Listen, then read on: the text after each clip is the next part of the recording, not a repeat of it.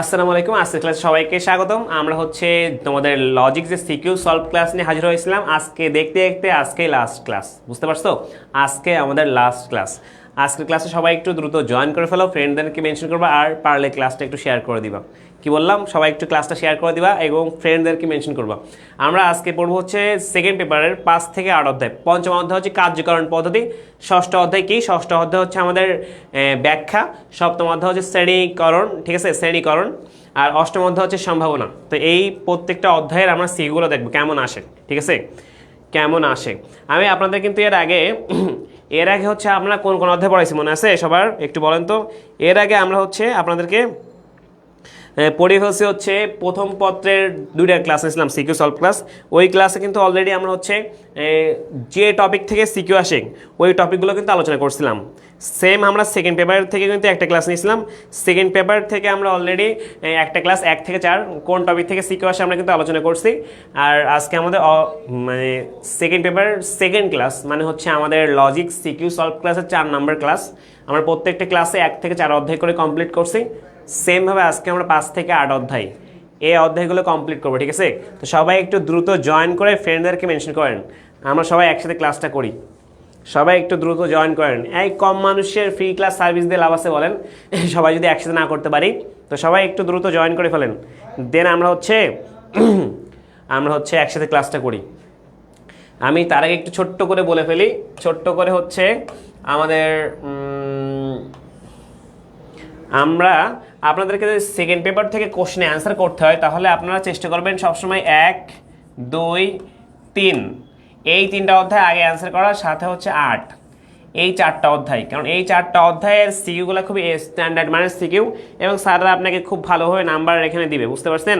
আর secondly যদি বলতে হয়, যারা সহজ পার্টি, মানে কোনো রকমে নাম্বার তুলতে চান ভালো করে, মানে এত প্যারা নিতে চান না, সহজ জিনিস পড়তে চান, তাদের জন্য বলবো আপনারা হচ্ছে 6, 7 পড়েন। 8ও সহজ আছে আপনাদের তুলনায়, তো 6, 7, 8 পড়তে পারেন, ঠিক আছে? 4 পড়তে পারেন। এই 4, 6, 7, 8 এই অধ্যায়গুলো 4 অধ্যায় খুবই সহজ কিন্তু প্রকল্প। দেন হচ্ছে 6 অধ্যায় ব্যাখ্যা খুবই সহজ, আমরা দেখবো আজকে। শ্রেণীকরণ সহজ। অষ্টম অধ্যায় হচ্ছে জাস্ট সহজই, আমাদের কিন্তু 4টা নিয়ম একটু মনে রাখতে হয়, ঠিক আছে? এই 4টা নিয়ম আমাদের জন্য খুবই গুরুত্বপূর্ণ, ঠিক আছে? আমাদের 4টা নিয়ম খুবই গুরুত্বপূর্ণ, ওই জিনিসগুলো ভালো করে দেখতে হয়। তাহলে আমি একটু আবার বলি, সবাই যেহেতু জয়েন করে ফেলছেন, আপনি একটু ক্লাসটা শেয়ার করবেন এবং ফ্রেন্ডদেরকে, যাদের যুক্তিবিদ্যা বা লজিক আছে তাদেরকে একটু ক্লাসে মেনশন করে দিবেন, ঠিক আছে? তাহলে এটাই আমাদের পক্ষে এনাফ, আপনাদের পক্ষে এনাফ। আমরা আর চাচ্ছি না, ফ্রিতেই কিন্তু আমরা সিকিউ সলভ ক্লাস পুরোটা নিয়ে ফেললাম। এখন হচ্ছে আজকে যে 5 থেকে 8 অধ্যায় আমরা তাহলে শুরু করতে পারি, ঠিক আছে? শুরু করতে পারি। ও আর একটা কথা, আমাকে আসলেই শোনা যাচ্ছে কিনা একটু দেখি। আমাকে কি শোনা যাচ্ছে বলেন তো? শুনতে পাচ্ছেন আপনারা আমাকে? একটু বলবেন তো শোনা যাচ্ছে কিনা। আমি তো এতক্ষণে শুনতেছি না। আসলে শোনা যাচ্ছে। ওকে, মানে কথা শুনতে পাচ্ছি, ঠিক আছে? এখন তাহলে আমরা শুরু করি প্রথম থেকেই শুরু করি। দেখেন এখানে বসে মাসুমা তার খালার বাড়িতে গিয়েছে। রাতে খাবার খেতে বসে সে দেখে টেবিলের উপরে প্রথম পাত্রে ভাত, মাছ, মাংস, কলা, দ্বিতীয় পাত্রে মাছ, মাংস, মাছ, তৃতীয় পাত্রে রুটি ও মাংস ও ডাল। মানে 3টা পাত্রের 3 ক্যাটাগরির তরকারি, ঠিক আছে? মাসুমা পর্যায়ক্রমে প্রত্যেকটি পাত্র থেকে খাদ্য গ্রহণ করেছে। মধ্যরাতে তার পেটের পীড়া শুরু হয়েছে। পরে জানা গেল মাংস খাওয়ার কারণে পেটে পীড়া শুরু হয়েছে। মাংস খাওয়ার কারণে পেটের পীড়া শুরু হয়েছে। এখন বলেন সহ পরিবর্তন কাকে বলে? ব্যতিরেকে পদ্ধতিকে পরীক্ষণের পদ্ধতি বলা হয় কেন? এই কোশ্চেনগুলো আপনারা অনেকে বলেন যে ভাইয়া পঞ্চম অধ্যায় স্কিপ করব, পঞ্চম অধ্যায় কঠিন লাগে। আপনি স্কিপ করতে পারেন, ঠিক আছে? কারণ এই অধ্যায়টা একটু মানে গজবরলা টাইপ করে দিবে আপনার মাথাকে। তা আমি বলবো পঞ্চম অধ্যায় স্কিপ করেন, বাট আমরা কোশ্চেনটা দেখি আগে। কজ স্কিপ করলেও স্কিপ করে যদি দেখা গেল কোশ্চেন কমন না আসে তাহলে তো প্যারা হয়ে যাবে, তাই না? আপনি স্কিপ করতে পারেন। এখন আমাকে গ দাগটা বলেন একটা অ্যান্সার, যারা ক্লাসে আছেন গ আর ঘ দাগের অ্যান্সারটা বলেন যে আমাদের কোনটা। আমাদের কিন্তু এখানে কয়েকটা পদ্ধতি আছে, যেমন অন্যয়ী পদ্ধতি, অন্যয়ী, ঠিক আছে? যদি মিল থাকে, তারপর হচ্ছে ব্যতিরেকি পদ্ধতি, অন্যয়ী ব্যতিরেকি, তারপর হচ্ছে আরেকটা আছে যৌথ অন্যয়ী ব্যতিরেকি। আমি একটু একসাথে লিখলাম, এটা 3 নম্বর, এটা যৌথ অন্যয়ী ব্যতিরেকি। আরেকটা কি আছে? সহ পরিবর্তন পদ্ধতি, ঠিক আছে? সহ পরিবর্তন পদ্ধতি। এই জিনিসগুলো মনে রাখবেন। আর একটা আছে পরিশেষ পদ্ধতি, পরিশেষ পদ্ধতি। এই জিনিসগুলো একটু মনে রাখবেন, ঠিক আছে। এই অন্যই ব্যতিরেকে, অন্যই মানে মনে করেন একদম সাদৃশ্য থাকবে, মিলগত বিষয়। এখন আপনারাই বুঝতে পারবেন এটা কোনটা হচ্ছে। দেন হচ্ছে ব্যতিরেকে, মানে যাকে ছাড়া আসলে সম্ভবই না। আর যৌথ অন্যই মানে যেখানে অন্যই থাকবে ব্যতিরেকেও থাকবে। আর সহপরিবর্তন মানে প্রথমটাও যদি পরিবর্তন হয় পরেরটাও পরিবর্তন হবে, ঠিক আছে, দ্বিতীয়টাও। আর পরিশেষ মানে সর্বশেষ, এবং সর্বশেষে সবগুলোর কম্বিনেশন থাকে, ঠিক আছে। এখন বলেন গ আর ঘ কাকে নির্দেশ করতেছে? গ আর ঘ কাকে নির্দেশ করতেছে? বলছে যে প্রমাণ পদ্ধতির আলোকে পেটে পীড়ার কারণ বির্ণিত হয়েছে বা নির্ণীত হয়েছে, উদ্দীপক আলোকে তার সুবিধাগুলো লিখো। বলছে যে পদ্ধতির মাধ্যমে পেটের পীড়া কারণ, মানে পেটের পীড়া হয়েছে কেন, মানে বেশি পেটের তার মধুরতার পেটের পীড়া হয়েছে, পরে জানা গেল মাংস খাওয়ার কারণে পেটের পীড়া হয়েছে। মাংস খাওয়ার কারণে পেটের পীড়া হয়েছে। এখন বলেন তাহলে গ আর ঘ কি হবে? আপনারা কি অ্যান্সার দিতে পারেন না? একটু বলেন তো গ আর ঘ কি হবে?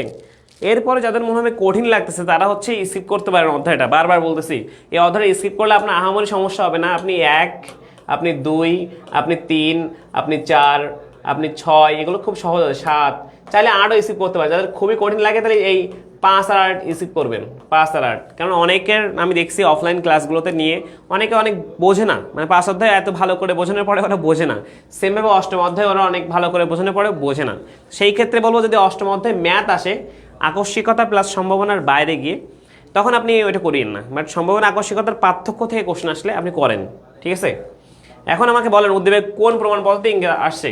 কেননা প্রথম থেকে খেয়াল করেন যে খেতে গেছে, তার দেখলো যে ভাত, মাছ, মাংস ও কলা। দ্বিতীয় দেখেন মাংস, মাছ দুটা, আর তারপরে মাংস। ভাই এটা অন্যই পদ্ধতি না? এটা ডিরেক্টলি অন্যই, কারণ একটাতে মিল আছে না, দেখেন তো মিল আছে না, অন্যই হওয়ার কথা না এটা, এটা অন্যই হওয়ার কথা। কিন্তু সেকেন্ডলি দেখেন এই বলছে যে পদ্ধতি আলোকে পেটে পীড়ার কারণ হয়েছে, তার মানে এটার মিল আছে বলে পরেরটাও। আচ্ছা, মধুরতার পেটের পীড়া শুরু হয়েছে, পরে জানা গেল মাংস খাওয়ার কারণ, মানে একটার কারণ থাকবে অবশ্যই। এটা ব্যাধি রেখে তো এটা হতো না, তাহলে ব্যাধি রেখে রান্নাটা পড়ে যাচ্ছে না, এটা ছাড়া তো এটা হতো না। বেশি খাইছে বলে তো মাংস বেশি খেলে যদি আপনি পানি না খান তাহলে আপনার গ্যাস হবে। মাংস রমজান সামনে মানে রমজান না, কুরবানির সামনে আসতেছে না, বেশি খাবেন দেখবেন সমস্যা হবে। পানি খাবেন ভাই, পানি কম খেলে তো সমস্যা হবেই। এই জন্য একটু মনে রাখবেন ব্যতি রেখে, গুড, এটা হচ্ছে ব্যতি রেখে ভাই। একটা ব্যতি রেখে তো হতো না, অবশ্যই একটা কারণ আছে, এরকম কারণ থাকলে আমার ব্যতি রেখে হবে, বুঝতে পারছেন। আর আমার গদাগ অন্যই হবে। ক্লিয়ার কিনা? এখন বুঝছেন কিনা বলেন তো, এখন বুঝছেন কিনা? ও ভাই পারতেছেন না বলে ক্লাস থেকে চলে গেছেন, তাহলে ক্লাস শেষ করে দেই। কাদের ক্লাস নিতাম বলেন? আপনারা ক্লাসে নাই, তাহলে ক্লাস নিয়ে লাভ আছে? শেষ করে দেই। একটু ক্লাসটা শেয়ার করে দিবেন, তাহলে স্টুডেন্টগুলো আসবে। এখন দেখেন তাহলে এই কোশ্চেনটা আসলে বুঝছেন আশা করি।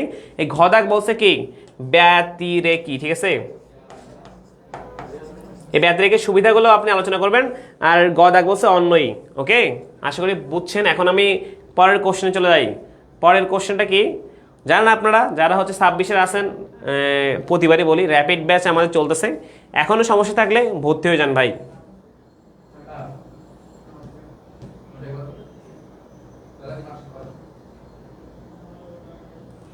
এখন দেখেন আমার এইটা থেকে খেয়াল করি। কাদের বলল, কি বলছে?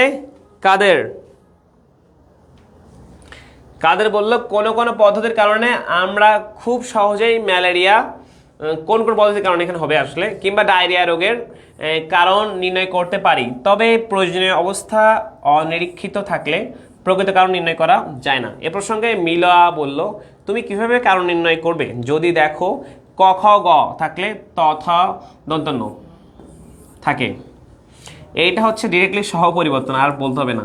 সহ পরিবর্তন হবে না, এখানে থাকলে ওখানে থাকে। ওকে স্যার, আপনারা মানুষজন যে কজন আছেন ক্লাস অফ করে দিই ভাই, এত টাকা নষ্ট করা দরকার নেই পড়ালেখার। ওকে, এখন দেখেন আর বলছে এবং খ, আচ্ছা আরও কিছু আছে। এবং খ থাকলে গ থাকে, খ থাকলে গ থাকে, খ গ থাকলে ত থ। আর ঠিক আছে, এটা অন্য এই পদ্ধতির মধ্যে পড়ে যাচ্ছে, আবার ঝামেলা আছে তো, কেন একটা দেখে বুঝতে পারবেন না, তো অন্যই আসতেছে। এটার মিল থাকলে ওখানে মিল থাকে। তাই না? এখন বলেন এটা কি হবে? এই র্যাপিড ব্যাচে ক্লাস করাইছি জান্নাত, আপনি কোথায় ছিলেন? র্যাপিড ব্যাচে ক্লাস নেওয়া শেষ।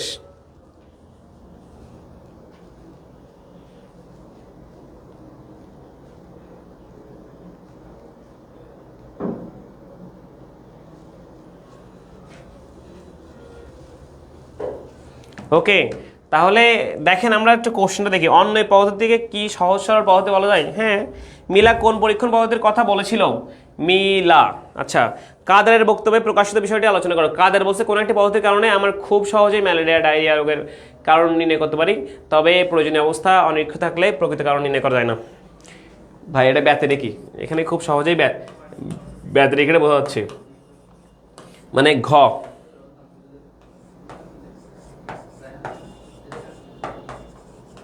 আর গ হচ্ছে আমার অন্যইতে আসতেছে, কজ আমি পরে বলবো দেখে বুঝতে পারছি এটা অন্যই।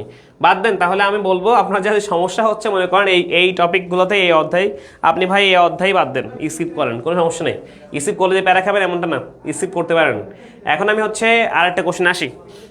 আরেকটা কোশ্চেন,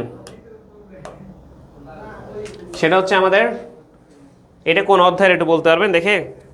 আমি আজকে ক্লাসটা খুব ফাস্ট শেষ করবো কারণ ক্লাসে স্টুডেন্ট নাই। কমলপুর গ্রামের নদীর তীরে একটি রাসায়নিক কারখানা স্থাপিত, এতে গ্রামের অনেক লোকের কর্মসংস্থান হওয়ায় গ্রামবাসী খুবই খুশি। সম্প্রতি এই গ্রামে অনেক লোকের আমাশয়, ডায়রিয়া, জন্ডিস নানা রোগের দেখা দিচ্ছে। গ্রামবাসী এটিকে এক ধরনের অভিশাপ বলে মনে করেন, ঝাড়ফুঁক দিতে শুরু করে। কিন্তু ওই গ্রামের একজন শিক্ষিত যুবক বলল, নদীর পাড়ে স্থাপিত রাসায়নিক কারখানার বর্জ্য নদীতে পড়ায় এই বিপত্তি ঘটছে। তাহলে এখন কোশ্চেন আসতে পারে ওই যুবকের কথা, আর একটা হচ্ছে গ্রামবাসীর ধারণা। ঠিক আছে, এখন দেখেন গদাগ উদ্দীপক গ্রামবাসীর বিভিন্ন রোগে আক্রান্ত হওয়ার কারণ ব্যাখ্যার। তাহলে আমরা জানি ব্যাখ্যা দুই প্রকার, ব্যাখ্যা দুই প্রকার, একটা হচ্ছে বৈজ্ঞানিক, ঠিক আছে, একটা হচ্ছে বৈজ্ঞানিক আর একটা হচ্ছে কি লৌকিক। বৈজ্ঞানিক আর লৌকিক। তো আমাদের এটা হচ্ছে গদাগ, ঠিক আছে, এটা হচ্ছে আমাদের গদাগ। গদাগা জাস্ট লৌকিক ব্যাখ্যা, কারণ এখানে আসলে যেখানে কুসংস্কার অন্ধবিশ্বাসের ভিত্তিতে, কুসংস্কার ও অন্ধবিশ্বাসের ভিত্তিতে, কুসংস্কার ও অন্ধবিশ্বাসের ভিত্তিতে যখন আমাদের কি করা হয়, ভিত্তিতে কোনো ব্যাখ্যা দেওয়া হয়, তখন এবং কার্যকরণ সম্পর্ক ছাড়াই তখন তাকে লৌকিক ব্যাখ্যা বলে। এটা লৌকিক ব্যাখ্যা, এবং লিখে লৌকিক ব্যাখ্যার যে বৈশিষ্ট্যগুলো তুলে ধরবেন, এনাফ। ঠিক আছে, ঘদাগ রুবেল ও গ্রামবাসীর আলোচনায় যে ধরনের ব্যাখ্যা নির্দেশিত হয়েছে তার তুলনামূলক আলোচনা করো। তো রুবেল বলছে হচ্ছে বৈজ্ঞানিক ব্যাখ্যা, আর আমাদের রুবেল বলছে বৈজ্ঞানিক ব্যাখ্যা, আর আমাদের গ্রামবাসী বলছে কি, গ্রামবাসী, এটা হচ্ছে গ্রামবাসী, আরে ভাই গ্রামবাসী বলছে হচ্ছে কি, গ্রামবাসী বলছে হচ্ছে লৌকিক, আর এটা হচ্ছে রুবেল। ঠিক আছে, তো এই আমাদের এই দুইটার পার্থক্য করতে হবে। দুইটা কি চাইছে? পার্থক্য করবেন, এই পার্থক্য চাইছে। তাহলে পার্থক্যটা দিবেন। আমি এই জন্য বলছি 6 অধ্যায়ের কোশ্চেন খুব ভালো করে লিখবেন পরীক্ষায়, খুবই সহজ টপিক। হ্যাঁ, বুঝতে পারছেন আশা করি এই কোশ্চেনটাও। ঠিক আছে, 6 অধ্যায়ের কোশ্চেন মিস দিয়েন না কেউ, বুঝছেন? 6 অধ্যায়ের কোশ্চেনটা মিস দিয়েন না, খুবই সহজ একটা অধ্যায়। 6 অধ্যায় খুবই সহজ একটা অধ্যায়। ঠিক আছে, এরপরে আসি। পোলাপান নাই ক্লাসে, কি করতাম? শেষ করবো তাড়াতাড়ি। দেন হচ্ছে এখানে আসেন,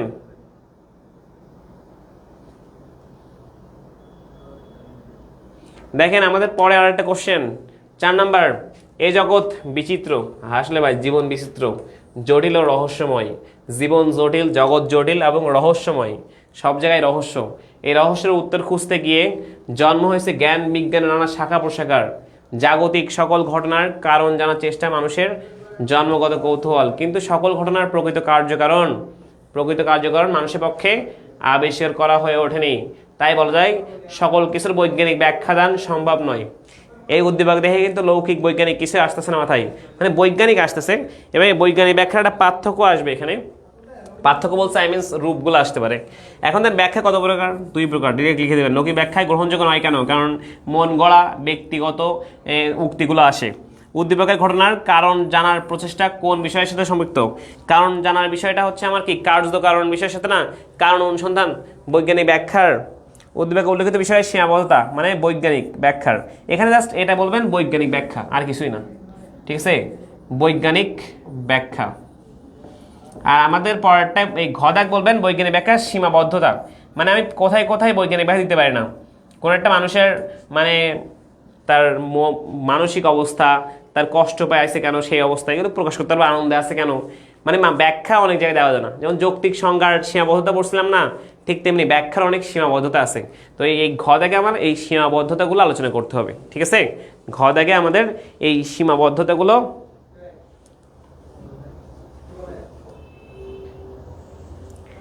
বৈজ্ঞানিক ব্যাখ্যার রূপ তিনটা। বৈজ্ঞানিক ব্যাখ্যার রূপ হচ্ছে, এখানে চাই না অবশ্য, তবুও আলোচনা করতে হবে গদাকে একটু। রূপ তিনটা হচ্ছে কি, বিশ্লেষণ, বিশ্লেষণ, ঠিক আছে, বিশ্লেষণ, শৃঙ্খল যোজন, শৃঙ্খল যোজন, আর হচ্ছে অন্তর্ভুক্তি, অন্তর্ভুক্তি, ঠিক আছে, অন্তর্ভুক্তি। যা লিখছি বুঝবেন না, আমি একটু বলে দেই। বিশ্লেষণ, শৃঙ্খল যোজন আর অন্তর্ভুক্তি, এই তিনটা জিনিস, এইগুলো পড়াবো আপনাদের, যেহেতু আপনি আমাদের র্যাপিড ব্যাচের স্টুডেন্ট, জান্নাত চাপ নিয়েন না, পড়াই দিব। তাহলে আমরা আশা করি বোঝাতে পারছি ব্যাখ্যার কোশ্চেন কেমন আসতে পারে। এরপরে আসেন হচ্ছে আরেকটা কোশ্চেন, 5 নাম্বার। 5 নাম্বার ক খ দেখে বোঝা যাচ্ছে এটা হচ্ছে কোন টপিকের কোশ্চেন। এটা হচ্ছে শ্রেণীকরণ, ঠিক আছে। দেখেন করিম স্যার শ্রেণীককে বলেন বস্তুর মিল ও অমিল লক্ষ্য করলে বস্তুদের বিভাজন করা যায়, মানে কোনোটা মিলের দিকে কোনোটা অমিলের মাধ্যমে দুইটা ক্যাটাগরিতে ভাগ করছে। আবার অনেক সময় প্রাকৃতিক বৈশিষ্ট্যের উপর নির্ভর করতে হয়। এ প্রসঙ্গে একজন ছাত্রী বলল, তথ্য প্রযুক্তির যুগে মানুষ আর প্রকৃতির উপর নির্ভর করে বস্তু বিভাজন করছে না। তার মানে এখানে কনসেপ্ট কিন্তু দুইটা, এই নিচের এটা কৃত্রিম আর উপরেরটা কিন্তু কি এই প্রাকৃতিক। এই যে এটা হচ্ছে প্রাকৃতিক বলেই দিছে, ঠিক আছে। এখন উদ্দীপকে উল্লেখিত করিম স্যারের বক্তব্য প্রাকৃতিক শ্রেণীকরণ। শ্রেণীকরণ কয় প্রকার? শ্রেণীকরণ দুই প্রকার, একটা হচ্ছে প্রাকৃতিক, ঠিক আছে, প্রাকৃতিক, আরটা হচ্ছে কৃত্রিম। প্রাকৃতিক আর কৃত্রিম এই দুইটা শ্রেণীকরণ, এই দুইটা শ্রেণীকরণ আছে, ঠিক আছে, এই দুইটাই শ্রেণীকরণ আছে আমাদের। এখন প্রাকৃতিক শ্রেণীকরণ আর হচ্ছে কৃত্রিম শ্রেণীকরণ। এখন এটা দেখেন উপরেরটা প্রাকৃতিক শ্রেণীকরণ।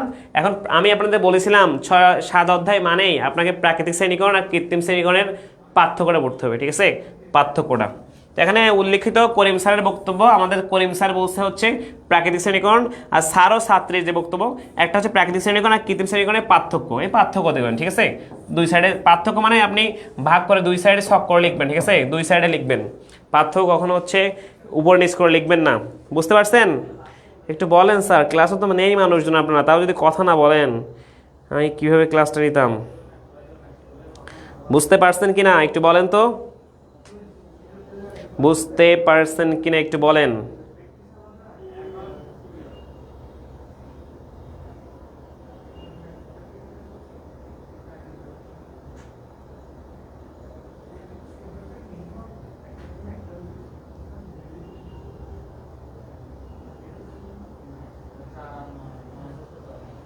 ওকে, তাহলে পারবেন আশা করি।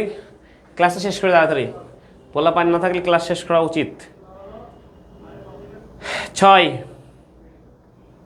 নম্বর কোশ্চেন। তাহলে বুঝতে পারছেন 7 অধ্যায়ের কোন টপিক থেকে আসবে কোশ্চেন, 6 অধ্যায়ের কোন টপিক থেকে আসবে, তবুও লাস্ট টাইমে বলে দিব, ঠিক আছে। হে তাসনিম, বেয়াদব ক্লাসেও এখানেও আছে, হ্যাঁ করো, শেষ করো তুমি। এখন বলতে হচ্ছে রেশমা ম্যাডাম তার ছাত্রছাত্রী যে বললো তোমরা সপুষ্পক ও অপুষ্পক উদ্ভিদগুলো আলাদা করে রাখো, তাহলে সপুষ্পক অপুষ্পক এই যে কথা বলছে এটা প্রাকৃতিক, কারণ এটা হচ্ছে আমরা প্রাকৃতিকভাবেই এটা মানে পাইছি অস্তিত্ব। ছাত্রদের বললেন বর্ণের ক্রম অনুযায়ী উদ্ভিদগুলোকে আলাদা করো। এ প্রসঙ্গে রানা তার বলল, আপনি ছাত্রছাত্রীদের নিয়ে যে কাজটি করছেন তা খুবই গুরুত্বপূর্ণ। এখন রানা স্যার কোন বিষয়কে, রানা স্যার কোথা থেকে আসছে? রেশমা ম্যাডাম কোন বিষয়ে, রানা স্যার কোন বিষয়ে গুরুত্বপূর্ণ বলছেন? আচ্ছা রানা স্যার, আচ্ছা আমি তো রানা স্যারকে দেখি নাই। রানা স্যার কোন বিষয়কে গুরুত্বপূর্ণ বলেছেন? রেশমা ম্যাডাম ও তার ছাত্রছাত্রীদের বিষয়ে যে দূরের ব্যাস করছে তাদের পার্থক্য, তার মানে রেশমা ম্যাডাম যে বর্ণের ভিত্তিতে ভাগ করছে সাদা কালো লাল, এগুলো তো আমরাই করছি। তার মানে একটা প্রাকৃতিক আর একটা কি, এই যে বর্ণের ভিত্তিতে করছে, বর্ণ এই বর্ণের ভিত্তিতে করছে, এটা হচ্ছে কৃত্রিম। তার মানে আমাদের হচ্ছে মানে কি প্রাকৃতিক আর কৃত্রিম এই দুটোর পার্থক্য আসছে, ঠিক আছে। মানে দেখবেন আমি আপনাদের বলছিলাম ক্লাসেই আগে যখন নিছি, তখন হচ্ছে আমাদের 7ম অধ্যায় এই শ্রেণীকরণ আমি বলে দিই, শ্রেণীকরণ থেকে এটা সবাই লিখিয়েন, সহজ একটা অধ্যায়। এই শ্রেণীকরণ থেকে আপনাদের প্রাকৃতিক শ্রেণীকরণ আর কৃত্রিম, এই দুটার পার্থক্য পড়লে এনাফ, এই অধ্যায়ের কিছুই নাই। এটার পার্থক্য পড়বেন, আপনি সব শিখে পারবেন। কারণ যদি পরীক্ষা একটা বলেন ওই যে 1 নম্বর কাকে নির্দেশ করছে, তাহলে প্রাকৃতিক হলে প্রাকৃতিক বৈশিষ্ট্যগুলো এক সাইডে লিখে দেবেন, ব্যাস শেষ। আর ঘ থেকে আসলে দুই সাইডে ভাগ করে পার্থক্য লিখে দেবেন, ঠিক আছে? তাহলে শ্রেণীকরণে এই জিনিসটা একটু ভালো করে খেয়াল করবেন, ঠিক আছে স্যার?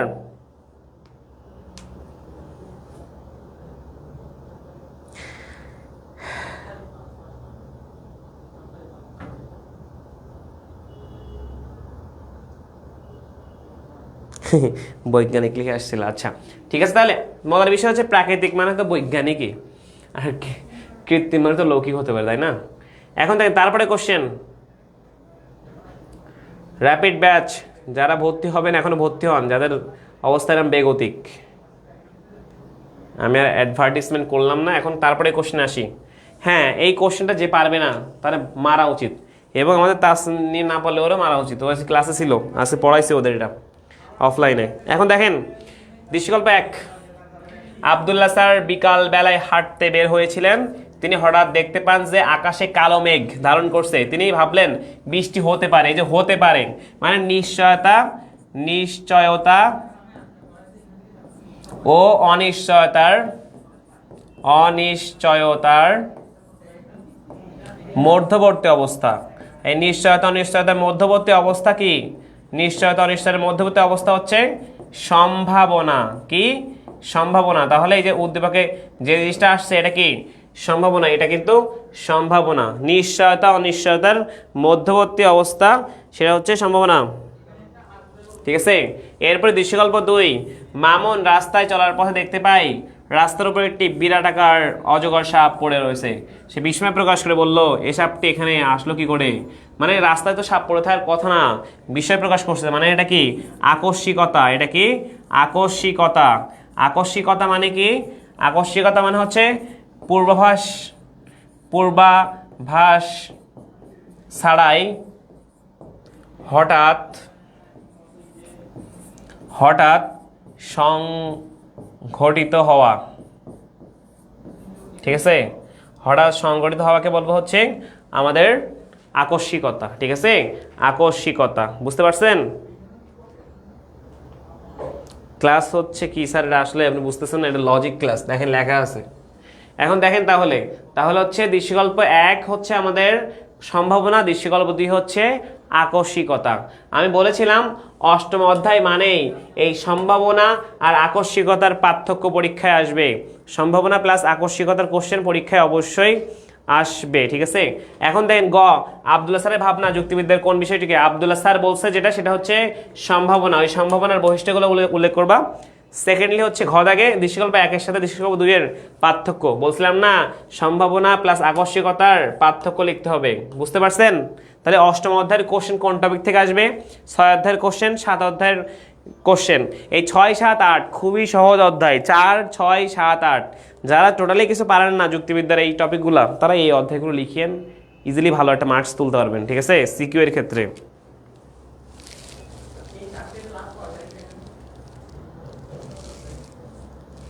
বুঝতে পারছেন কিনা একটু বলেন তো? Thank you sir. ওয়াকিয়া অনেক ভালো মেয়ে, আল্লাহ আপনার ভালো করুক। ওকে, তাহলে আশা করি এটা বুঝছেন। আমি পরের টপিকে চলে যাই।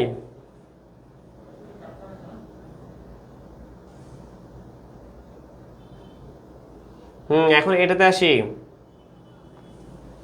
সেটা হচ্ছে একাদশ শ্রেণীর ছাত্র রিফাত তার সহপাঠী জিসানকে বলল, আজকে 11:30 যুক্তিবিদ্যার ক্লাস হতে পারে আবার না হতে পারে, কারণ যুক্তিবিদ্যা স্যারকে এখনো দেখিনি। আচ্ছা, ইতিমধ্যে যুক্তিবিদ্যা স্যার পেছন থেকে এসে রিফাতের মাথায় হাত দিয়ে বললো, ছাত্ররা তোমরা কি নিয়ে আলাপ করছো? জিসান বলে উঠলো, স্যার আপনি এত দ্রুত এসেছেন, আমরা তো কোনোভাবেই টের পাইনি। প্রথম অংশে সম্ভাবনা, কেউ ভাবছিল যে স্যারকে এতক্ষণ দেখে নাই তো আসে নাই, তো মনে হয় আর আসবে না। আর সেকেন্ডলি যখন স্যার হঠাৎ করে এসে তাক লাগাই দিল যে হ্যাঁ রে আমি আসবোই, তো মানে ভাবে নাই কেউ, বাট স্যার চলে আসছে, আকস্মিকতা, ঠিক আছে? মানে কল্পনাও করে না এটা করতে পারে, সেটা হচ্ছে আকস্মিকতা। যেটা মনে করো ভাবছে যেহেতু স্যার আজকে এতক্ষণ ক্লাসে আমি স্কুলে দেখি নাই বা কলেজে দেখি নাই, আঙিনায় কোনো কোনোকে চৌনার কোথাও দেখতেছি না, তাহলে হয়তো আজকে আসবে না, সম্ভাবনা। ঠিক আছে, নিশ্চয়তা অনিশ্চয়তায়। হ্যাঁ, ইন্টারেস্টিং ম্যাথ আছে, আমরা ইন্টারেস্টিং ম্যাথে যাবো স্যার, এখনই ইন্টারেস্টিং ম্যাথে এখন যাব। ঠিক আছে, তাহলে বুঝতে পারছেন আশা করি। এখন গ দাগ বলছে উদ্দীপকে জিসানের বক্তব্য তোমার পাঠ্য বইয়ের। জিসানের বক্তব্যটা কি? হ্যাঁ, জিসানের বক্তব্যটা হচ্ছে আকস্মিকতা, না সম্ভাবনা। ঠিক আছে, কেন হয়েছে সম্ভাবনা আমি লিখে রাখছি। আর উদ্দীপকে রিফাত ও জিসানের লিসান লিখছে কেন ভাই? ভাই জিসান বক্তব্য দ্বারা তোমার পঠিত যুক্তিবিদ্যার যে বিষয়টির নির্দেশ করছে, তার মানে দুইটার পার্থক্য মনে রাখবেন। এই টপিক, এই অধ্যায়ে বেশিরভাগই এইটা আসে, পার্থক্যটা আসে। ঘ দাগ মানে পার্থক্য, আর গ দাগে চাইবে হচ্ছে কোনটা, মানে যে কোনো একটাকে উল্লেখ করতে হবে। গ দাগে যে কোনো একটাকে উল্লেখ করতে বলবে, আর ঘ দাগে জাস্ট এরকম পার্থক্য চাইবে। বুঝতে পারছেন আশা করি, পারবেন।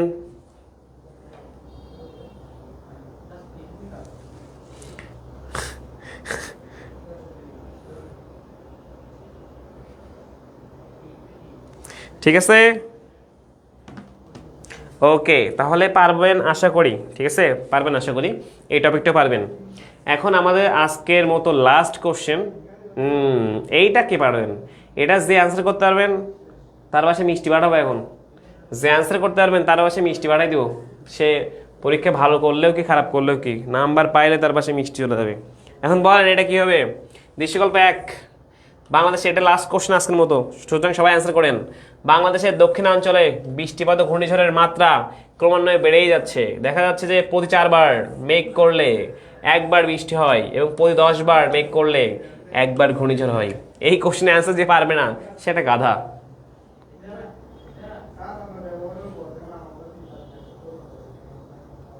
বলেন কি হবে এটা? এইটার অ্যান্সারটা বলেন সবাই দেখি। 2 নম্বর, আমি এখানে কোশ্চেন, এখানে দৃশ্যকল্প 1 কতবার মেঘ করলে বৃষ্টি ও ঘূর্ণিঝড় একত্রে হওয়ার সম্ভাবনা? একত্রে হওয়ার সম্ভাবনা আছে, একত্রে। এই কোশ্চেনে ক্যান্সার দিতে পারবেন।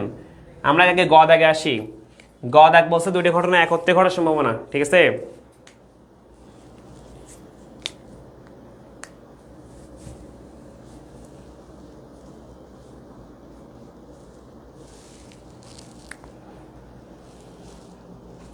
তাহলে এটা আমরা কিভাবে বের করবো?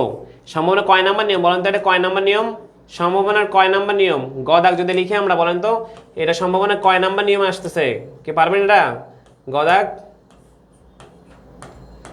তৃতীয় নিয়ম না, এটা 3 নাম্বার নিয়ম। এখন 3 নাম্বার নিয়মটা আসলে কি ছিল?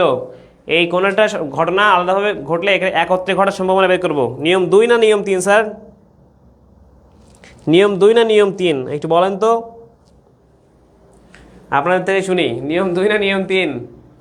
নিয়ম 2 কি ছিল? দুটো স্বতন্ত্র ঘটনা। ইয়েস, এটা নিয়ম 2, থ্যাংক ইউ। নিয়ম 2 এটা। এবং নিয়ম 2 কি ছিল?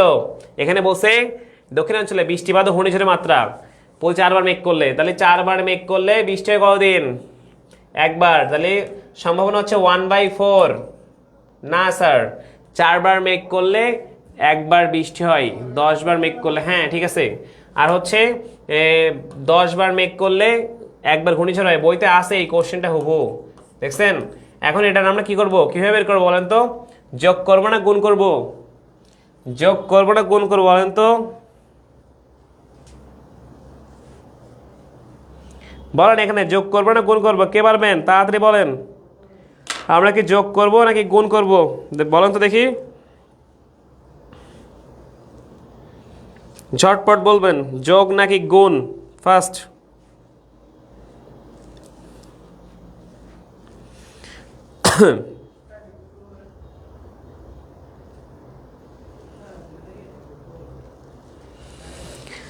আল্লাহ, আমরা এখানে যোগ না গুণ এটা মনে আসছে আপনাদের? আমরা বলেছিলাম 2 নাম্বার নিয়ম, মানে অবশ্যই আমাদের কি করতে হবে, এই যে এটা পাইছি না, এখন সম্ভাবনা একত্রে বের করতে হবে। যখন এরকম দুইটা ঘটনা একত্রে বের করতে হবে, তখন 1/4 যেটা পাইছি এবং 1/10 যেটা পাইছি, তাহলে এটা হবে 40/1। এটাই অ্যান্সার, এটাই অ্যান্সার। বুঝতে পারছেন? এটা কিন্তু অ্যান্সার হবে। ধন্যবাদ আপনাদের।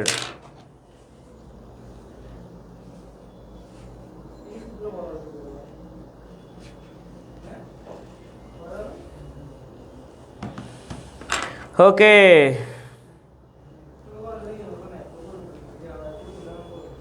বুঝতে পারছেন না?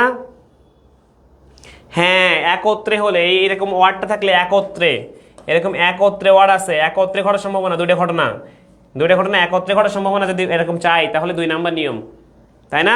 2 নাম্বার নিয়ম। ওকে, এখন আমরা পরেরটা আসি। আর আমাদের আরেকটা জিনিস মনে রাখতে হবে, 3 নাম্বার নিয়মে কি বলছে? 3 নাম্বার নিয়ম হচ্ছে আমার দুইটা ঘটনা একত্রে ঘটা সম্ভব না, তার মানে একত্রে ঘটা সম্ভব নয়। যেমন আমরা লুডোর গোটির কথা বলতে পারি, একসাথে 6 আর একসাথে 3 উঠবে, একই সাথে 6 3 তো একবারে ওঠার সম্ভাবনা নাই। সেই ক্ষেত্রে আমরা নিয়ম 3 অ্যাপ্লাই করব, যে ক্ষেত্রে একত্রে ঘটা সম্ভব নয়। আর 2 নম্বর হচ্ছে স্বতন্ত্র ঘটনা, যদি আমরা একসাথে কি করতে পারে, ঘটতে পারে। সেই ক্ষেত্রে সম্ভাবনা বের করতে গেলে আগে আমার হচ্ছে এই 20টির সম্ভাবনা, তারপরে ঘূর্ণিঝড়ের সম্ভাবনা বের করছি 1/14 1/4 1/10। এবার দুইটা ঘটনা একত্রে ঘটার সম্ভাবনা, তাহলে 1/4 ইন্টু 1/10 গুণ করলেই 1/40, এটা অ্যান্সার। ঠিক আছে, এটাই অ্যান্সার। বুঝতে পারছেন না? পারবেন আশা করি। আরে তাসনিম, আজকে ক্লাসে আসে তো সেরা হয়েছে রে। হ্যাঁ, লুডোর উদাহরণ চলে আসছে। আরে সেরা সেরা। দেখেন স্যার, নিপা ও স্বর্ণা বিজ্ঞানের ছাত্রী নিশা প্রতি 7 দিনে 5 দিন অঙ্ক করে, অপরদিকে স্বর্ণা প্রতি 5 দিনে 3 দিন অঙ্ক করে। এখানে ঘ দাগে তো কিন্তু আমাদের নিপা 5 দিনে 3 দিন, আর বলছে হচ্ছে যৌথভাবে অঙ্ক করার সম্ভাবনা। এই যে যৌথভাবে অঙ্ক করার সম্ভাবনা কত? যৌথভাবে অঙ্ক করার সম্ভাবনা বলেন তো? যৌথভাবে লুডোর গুটিটা তো আসলে ঘ দাগে নাই।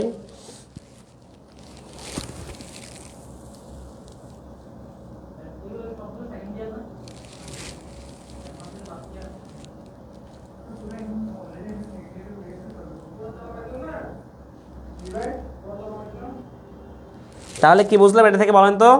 এখানে কি হবে স্যার? আমাদের বলছে যখন দুজন ছাত্রী নিপা প্রতি 7 দিনে 5 বার, এটা কিন্তু 4 নাম্বার নিয়ম। কি বললাম? আমাদের এটা কিন্তু 4 নাম্বার নিয়ম। আমাদের ঘ দাগ হচ্ছে 4 নাম্বার, ঠিক আছে? এখন দেখেন ঘ দাগ, আমরা ঘ দাগে আসি। ঘ দাগের ক্ষেত্রে আমাদের মনে রাখতে হবে স্যার, ঘ দাগের ক্ষেত্রে উনি যেহেতু কি বলছে 5 দিনে বলছে অঙ্ক করার সম্ভাবনা, যৌথভাবে অঙ্ক করার, মানে যৌথভাবে অঙ্ক করার সম্ভাবনার ক্ষেত্রে কি হবে? যৌথভাবে অঙ্ক করার মানে এটা যৌথভাবে চাইছে তো। আর মনে রাখবেন স্যার, যৌথভাবে চাইলে যদি কোনো কোশ্চেন এরকম বলে যৌথভাবে, একত্রে বললে তো আমাদের কি নিয়ম 2, আর যদি এরকম যৌথভাবে চাই তাহলে নিয়ম 4, ঠিক আছে? নিয়ম 4। আর নিয়ম 4 এই ক্ষেত্রে আমার মনে রাখতে হবে স্যার, এই ক্ষেত্রে আমার ঘ দাগের ক্ষেত্রে যেহেতু, তাহলে বলবো নিশা প্রতি 7 দিনে 5 দিন অঙ্ক করে, তাহলে 7 দিনে 5, তাহলে সম্ভাবনা হচ্ছে 5/7, এটা সম্ভাবনা। তাহলে অসম্ভাবনা কত? এই নিপার ক্ষেত্রে অসম্ভাবনা বের করি, আমি কিন্তু সব লিখতেছি না, আপনারা বুঝে নেবেন। অসম্ভাবনা হচ্ছে আমার যেহেতু 2 দিন করে না, তাহলে 2/7 অসম্ভাবনা। আবার হচ্ছে স্বর্ণা প্রতি 5 দিনে 3 দিন করে, তাহলে সম্ভাবনা হচ্ছে এই 5 দিনে 3 দিন, তাহলে সম্ভাবনা হচ্ছে 3/5। এই ক্ষেত্রে অসম্ভাবনা হচ্ছে অসম্ভাবনা হচ্ছে 2/5, কারণ 2 দিন তো করে না, তাই না? এখন এই অসম্ভাবনা দুটো আমরা গুণ করব। অসম্ভাবনা দুটো গুণ করলে কি হবে? 2/7 ইন্টু 2/5, 5 7 35, এবং 5 7 35, 2 2 4, মানে 4/35। কিন্তু এরপরে আরও আছে, কিন্তু আমাদের একক থেকে বিয়োগ করতে হয়, তাহলে 1 মাইনাস আমাদের বলা আছে যে এটা পাবো অসম্ভাবনা থেকে একক থেকে বিয়োগ করতে হয় 1 থেকে, তাহলে 4/35, ঠিক আছে? এখন কি আসবে দেখেন তো, 35 এখানে 35, 35 এখানে 35, মাইনাস হচ্ছে 35 4, তাহলে হচ্ছে 31 হবে না? এটা হবে কি দেখেন তো, 31/35 আসতেছে কিনা আপনাদের? 31/35 আসতেছে কিনা একটু বলবেন আমাকে? 31/35 আসতেছে কিনা? এটাই আসবে অ্যান্সার, 31/35। বুঝতে পারছেন? ঘ দাগ বুঝতে পেরেছেন কিনা?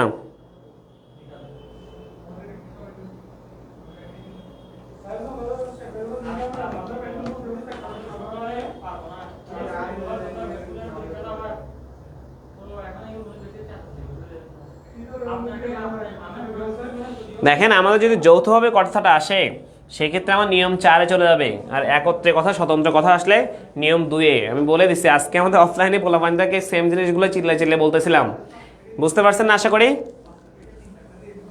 তাহলে এইভাবে মনে রাখবেন ঘদাগ। সেক্ষেত্রে আমার 7 দিনে 5 দিন অঙ্ক করে, তাহলে আমার নিশার ক্ষেত্রে সম্ভাবনা হচ্ছে 5/7, তাহলে অসম্ভাবনা হচ্ছে 2/7, কেন 5 দিন করে, তাহলে 7 দিনের মধ্যে 2 দিন করে না, 2/7। আবার আছে হচ্ছে স্বর্ণার ক্ষেত্রে, স্বর্ণা 5 দিনের মধ্যে 3 দিনে অঙ্ক করে, তাহলে 3/5 হচ্ছে সম্ভাবনা, অসম্ভাবনা হচ্ছে 2 দিন করে না, তাহলে 2/5। এখন দুটাকে গুণ করতে হবে, গুণ করে 4/35 পাইছি আমরা, ঠিক আছে, 4/35। এখন এই যে আমরা বলছি একক থেকে বিয়োগ করতে হবে, 1 - 4/35 করলে আমার 35 সেখানে থাকছে, 35 থেকে 35, আর 35 থেকে 35 4 1 4, তাহলে মাইনাস করলে 31/35, এটা অ্যান্সার। ঠিক আছে না? এখন বুঝতে পারছেন মাধব মণ্ডল, আমি আবার বুঝাই দিছিলাম, বুঝতে পারছেন? এখন পারছেন কিনা একটু বলেন তো।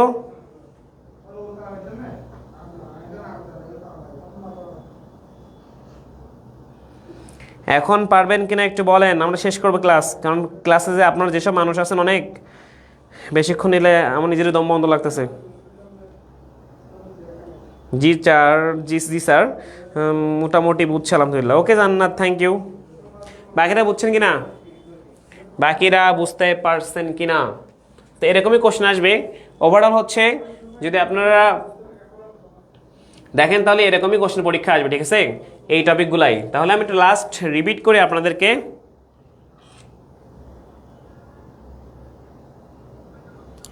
3/7 দেওয়া, অ্যান্সার কত আসছিল? 31/35। 3/7 কেন হবে?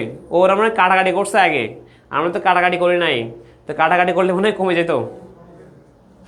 এখন আসেন, এখন হচ্ছে আমি বলি আপনাদের হচ্ছে, আচ্ছা আমি তো নাই, সেটা হচ্ছে আপনারা এই যে 5 অধ্যায় থেকে স্কিপ করেন, লিখেন না, অনেকে ভুল করতে পারেন, বাট আমি টপিকগুলো বলে দিলাম। 6 অধ্যায়ের ক্ষেত্রে আপনি হচ্ছে কিন্তু এই বৈজ্ঞানিক আর লৌকিক, বৈজ্ঞানিক আর এই লৌকিক এই জিনিসটা একটু ভালো করে দেখিয়েন, লৌকিকের ব্যাখ্যা। তারপরে 7ম অধ্যায়ে আমরা বলছি শ্রেণীকরণ, তাহলে প্রাকৃতিক আর কৃত্রিম এটার পার্থক্য পড়বেন, আর কিছুই পড়বেন না, ঠিক আছে। আর 8ম অধ্যায়ে বললাম সম্ভাবনা আর হচ্ছে কি আকস্মিকতা, এবং এটা ছাড়াও আপনি পড়বেন হচ্ছে সম্ভাবনা আকস্মিকতা ছাড়াও আপনি পড়বেন কি পড়বেন বলুন তো? সম্ভাবনা আকস্মিকতা ছাড়াও আপনাকে পড়তে হচ্ছে যে আপনাকে পড়তে হবে এই সম্ভাবনার নিয়ম আছে 4টা, এগুলা, ঠিক আছে। তো ওভারঅল এইগুলো পড়লে এনাফ, ভালো করবেন আশা করি। যেহেতু প্রথম পত্র দ্বিতীয় পত্র 2টা পেপারে পড়ে আমরা 2-4টা করে ক্লাস নিয়েছি, তো আশা করি পারবেন সবাই। ওকে,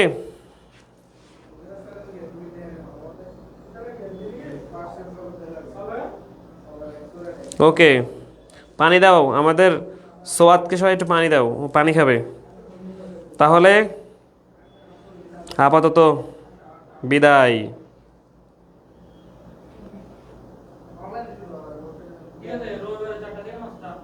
ভালো থাকবেন, টাটা। ওকে, তাহলে ভালো থাকবেন সবাই। আজকের মতো আমাদের ফ্রি ক্লাস, লাইভ ক্লাস এখানে আমি শেষ করতেছি। সবাই আশা করি বুঝছেন কোন টপিকের কথা বলছি আমি, কোন টপিক থেকে পরীক্ষা আসতে পারে। আর টপিকগুলো না বুঝলে জাস্ট আবার একটু ক্লাসগুলো করবেন। এবং যারা হচ্ছে প্রথম পত্রের এই সলভ ক্লাসগুলো মিস করছেন এবং সেকেন্ড পেপারের প্রথম যে ক্লাসটা নিয়েছিলাম 1 থেকে 4, যদি মিস করে থাকেন তাহলে হচ্ছে আবার একটু করবেন, ঠিক আছে। তো আমরা আজকের মতো এখানেই শেষ করে দিচ্ছি। সবাই ভালো থাকেন, সুস্থ থাকেন, দেখা হবে আবার অন্য কোনো ফ্রি ক্লাসগুলোতে, বা যারা পেইডে আছেন তাদের দেখাই হবে, ঠিক আছে। তো এখানে শেষ করে দেই। আসসালামু আলাইকুম।